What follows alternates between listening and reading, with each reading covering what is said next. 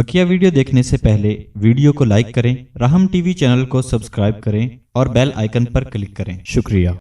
चुनांचे उसातुल मोमिनीन यानी गुनाहगार जो मुसलमान हैं, जिनके पास नफ्स ईमान है, वो अल्लाह की तौहीद के कायल हैं, नबी की रिसालत के कायल हैं और अक़ीदा माद आखिरत के कायल हैं। नफ्स ईमान उनके पास मौजूद, लेकिन गुनाह के अंदर मुब्तला रहे, गुनाह कबीरा भी कर रहे हैं, गुनाह सगीरा भी कर रहे हैं, गुनाह में मुब्तला है और पूरी उनकी रूह गुनाहों के अंदर लथपथ है। फरमाया कि ये जब अल्लाह तबारक व तआला के पास पहुँचेंगे तो अल्लाह तबारक व तआला उन पर भी गज़ब की निगाह डालेंगे। अल्लाह उनसे भी मोहब्बत से कलाम नहीं करेंगे, उनको भी जहन्नुम में डालेंगे, लेकिन ईमान की बरकत से अल्लाह तबारक व तआला उनको जहन्नुम की आग में इस तरह डालेंगे जैसे धोबी मैले कपड़ों को भट्टी में डालता है,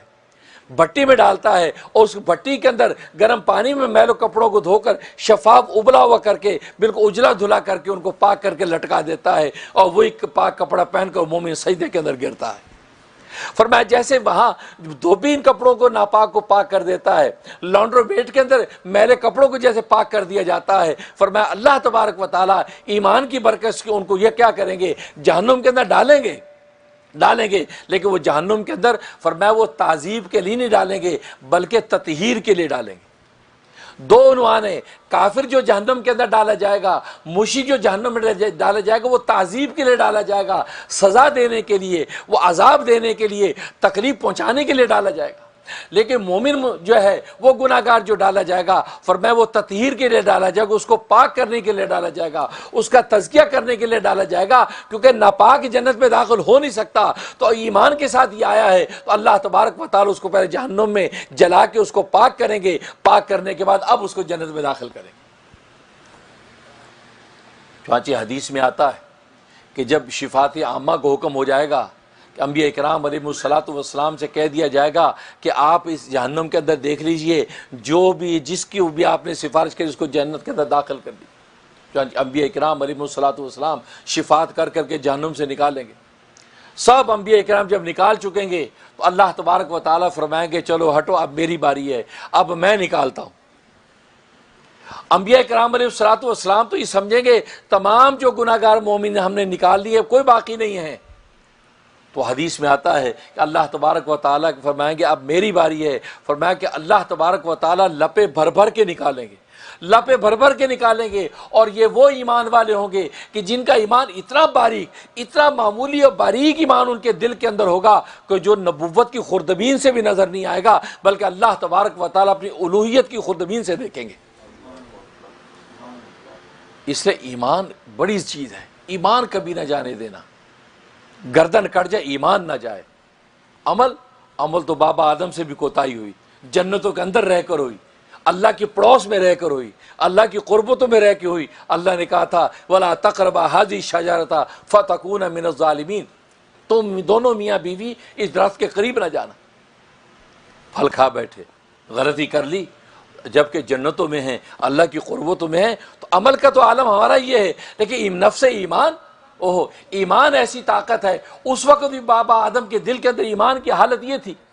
ईमान की हालत ये थी कि उन्होंने कैसे खाया, फल क्यों खाया, फल अपनी नफसानी ख्वाहिश पर नहीं खाया, अंदर की चाहत पर नहीं खाया, बल्कि इबलीस की कसम खाने पे खाया कि मैं कसम खा के आपको बताता हूँ मैं पुराने यहाँ का रहने वाला हूँ, अगर आप ये फल खा लेंगे तो अल्लाह तबारक व तआला के पड़ोस में हमेशा हमेशा रहेंगे।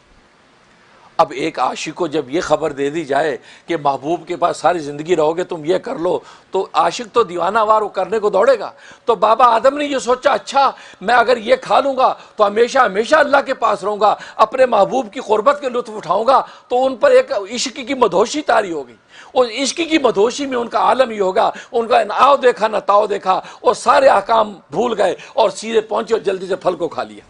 ये सोच के कि अल्लाह की क़ुर्बत में रहूँगा। तो अल्लाह ने इस बात की गवाही कुरान में दी, फरमाया फनसिया, आदम भूल गया। असल में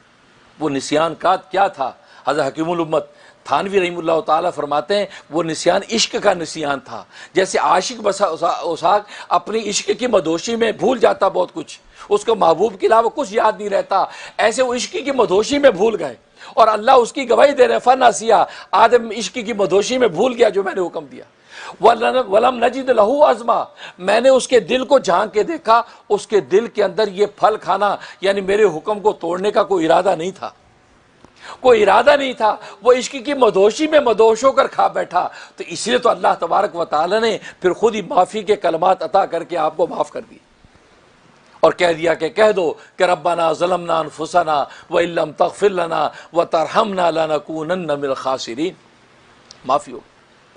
تو کہنے کا مقصد یہ، عمل تو انسان کا ایسا کمزور ہے اور انسان کی گھٹی میں انسان عمل میں کوتاہی کر جاتا ہے، گھر سے سوچ کے آتا ہے کہ آج ایسی نماز پڑھیں گے جیسے صحابہ کی نماز تھی، لیکن جب کھڑا ہوتا ہے تو اس کی نماز کا عالم ہی ہوتا ہے کہ سر سجدے میں گرتا ہے لیکن دل تکبر سے کھڑا ہوتا ہے۔ اس امام غزالی فرماتے ہیں سجدہ حقیقت میں وہ ہے کہ جیسے سر جھکتا ہے اسے ساتھ ساتھ تمہارا دل بھی جھک جائے،